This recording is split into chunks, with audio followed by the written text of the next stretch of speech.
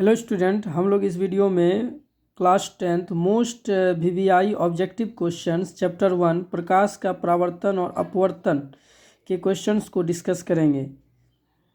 और यदि आप इस चैनल पर नए हैं, चैनल को सब्सक्राइब कर लें ताकि इसी तरह का वीडियो पाने के लिए। चलिए चलते हैं हम लोग क्वेश्चन पर। पहला क्या है कि लेंस की आवर्धन का एसआई मात्रक क्या होता है। तो लेंस की आवर्धन का एसआई मात्रक कुछ नहीं होता, तो क्या होगा, मात्रक विहीन। अवतल दर्पण की फोकस दूरी होती है, अवतल दर्पण की फोकस दूरी क्या होती है, ऋणात्मक।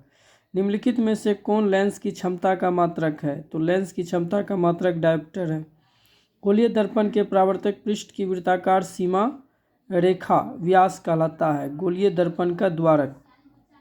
किसी शब्दकोश के छोटे अक्षरों को पढ़ने के लिए आप निम्नलिखित में से कौन सा लेंस पसंद करेंगे। 5 सेंटीमीटर फोकस दूरी का एक उत्तल लेंस। किस दर्पण से हमेशा वस्तु से छोटा प्रतिबिंब प्राप्त होता है, उत्तल लेंस। निम्न में से किस लेंस की फोकस दूरी धनात्मक होती है, उत्तल लेंस। प्रकाश का चाल या वेग न्यूनतम होती है, किसमें, कांच में। फोटोग्राफी कैमरा का अभिदृश्यक होता है, उत्तल लेंस। किसी दर्पण में दूर की वस्तु का प्रतिबिंब सदैव होता है, या तो समतल अथवा उत्तल। निम्न में से कौन किसी वस्तु का वास्तविक प्रतिबिंब बना सकता है। आंसर उत्तल लेंस। किसी बिंदु वस्तु से निकलकर किरणें किसी लेंस से अपवर्तित होकर जिस बिंदु पर मिलती है उसे कहते हैं लेंस का फोकस। किसी गोलीय दर्पण तथा किसी पतले गोलीय लेंस दोनों की फोकस दूरी -15 सेंटीमीटर है, तो दर्पण तथा लेंस संभवतः है अवतल। अब आगे क्या है कि एक क्वेश्चन है कि एक पारदर्शी गोलीय कवच की बाहरी त्रिज्या 20 सेंटीमीटर तथा भीतरी त्रिज्या 90.8 सेंटीमीटर है, तो त्रिज्या आपतित प्रकाश यह कैसा व्यवहार करे अवतल लेंस की भांति। प्रकाश के परावर्तन के कितने नियम है, 2। अवतल लेंस का आवर्धन बराबर होता है v/u। दर्पण सूत्र है 1/v + 1/u = 1/f। कौन सा लेंस हवा में अपसारी लेंस कहलाता है, उत्तल लेंस। किसी माध्यम की अपवर्तनांक म्यू का मान होता है sin I/sin r। लेंस में मुख्य फोकस की संख्या कितनी होती है, 2। प्रकाश के अपवर्तन के कितने नियम है, 2। दाढ़ी बनाने में कौन सा दर्पण उपयुक्त है, अवतल। प्रकाशिक माध्यम कितने प्रकार के होते हैं, 3।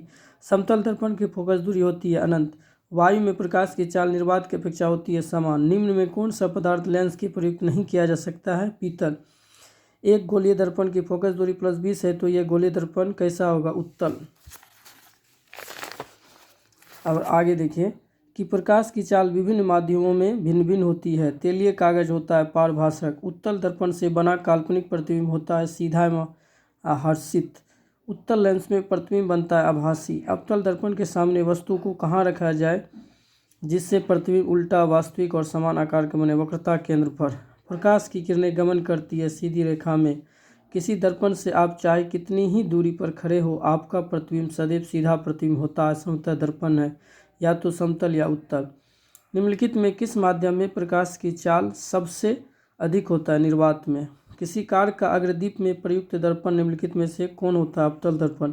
निम्नलिखित में से किसका अपवर्तनांक सबसे अधिक होता है, हीरा का। आंसर क्या होगा इसका, हीरा। इसका आंसर हो जाएगा हीरा। उसके बाद है किसी लेंस की क्षमता -2D है, तो इसकी फोकस दूरी होगी, इसकी फोकस दूरी, किसी लेंस की क्षमता -2D है तो इसकी फोकस दूरी कितना होगी, -0.5। उत्तल दर्पण के सामने एक वस्तु को रखा गया है, इसकी प्रतिबिंब की प्रकृति कैसी होगी, वास्तविक। किसी लेंस की फोकस दूरी धनात्मक होती है, तो क्या है, उत्तल दर्पण। आगे देख क्या बोल रहा है कि निम्न में से किस दर्पण की फोकस दूरी धनात्मक होती है, उत्तल दर्पण। किसी दर्पण का उपयोग सामान्यतः वाहनों का पश्च दृश्य दर्पणों के रूप में किया जाता है, उत्तल दर्पण। नई कार्तिक चिन्ह परिपाटी के अनुसार दर्पण के सामने रखे गए बिंब की बिंब दूरी ली जाती है, ऋणात्मक। निर्वात में प्रकाश की चाल होती है 3 × 10⁻8 मीटर/सेकेंड। पानी में डूबे एक उत्तल लेंस की फोकस दूरी हवा में इसकी फोकस दूरी की अपेक्षा कम होती है। एक उत्तल लेंस की क्षमता 1 डायोप्टर है, तो उस लेंस की फोकस दूरी होगी +100 सेंटीमीटर। निम्नलिखित में से कौन उत्तल दर्पण की फोकस दूरी जिसकी वक्रता त्रिज्या 32 सेंटीमीटर 16 सेंटीमीटर। कौन सा लेंस अपसारी लेंस भी कहलाता है, अवतल लेंस। दंत विशेषज्ञ किस दर्पण का उपयोग मरीजों के दांतों का बड़ा प्रतिबिंब देखने के लिए करता है? अवतल दर्पण। यदि किसी बिंब का प्रतिबिंब का आवर्धन ऋणात्मक है तो उस प्रतिबिंब की प्रकृति क्या होगी? वास्तविक और उल्टा।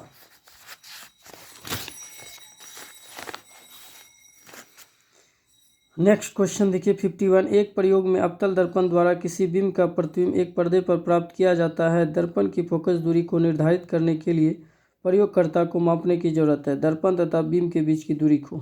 लेंस की क्षमता का सही मात्रक होता है डायप्टर, लेकिन इसको m⁻⁻1 भी लिखता है। अवतल दर्पण की फोकस दूरी उसकी वक्रता त्रिज्या की आधी होती है। प्रतिबिंब का आकार हमेशा वस्तु के बराबर है तो दर्पण होगा समतल। सर्च लाइट का परावर्तक सतह होता है अवतल। परावर्तन के नियम से आधारित होता है आपतन कोण बराबर परावर्तन कोण। समतल दर्पण द्वारा बना प्रतिबिंब होता है काल्पनिक। किसी लेंस के द्वारा सिर्फ काल्पनिक प्रतिबिंब बनता है उत्तल। गोलीय दर्पण में फोकसांतर वक्रता त्रिज्या के बीच संबंध है f/r/2 या r/2f भी बोल सकते हैं। किसी बिंब का वास्तविक तथा समान साइज का प्रतिबिंब प्राप्त करने के लिए बिंब को उत्तल लेंस के सामने कहाँ रखा जाए? फोकस दूरी की दुगुनी दूरी पर।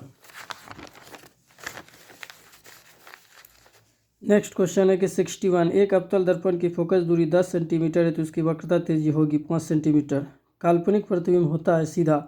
किसी बिंब का अवतल दर्पण द्वारा बना प्रतिबिंब आभासी सीधा तथा बिंब से बड़ा पाया गया है। वस्तु की स्थिति कहाँ होनी चाहिए? दर्पण के ध्रुव तथा मुख्य फोकस के बीच। एक उत्तल लेंस होता है, किनारों की अपेक्षा बीच में मोटा। सरल सूक्ष्मदर्शी में किसका उपयोग होता है? उत्तल लेंस का। 1 मीटर फोकस दूरी वाले उत्तल लेंस की क्षमता होगी 1d। निर्गत किरण और अभिलंब के बीच के कोण को कहते हैं परावर्तन कोण। निम्न में से कौन सा पदार्थ लेंस बनाने के लिए प्रयुक्त नहीं किया जा सकता है? मिट्टी। 2d क्षमता वाले लेंस का फोकसांतर होता है 30 सेंटीमीटर।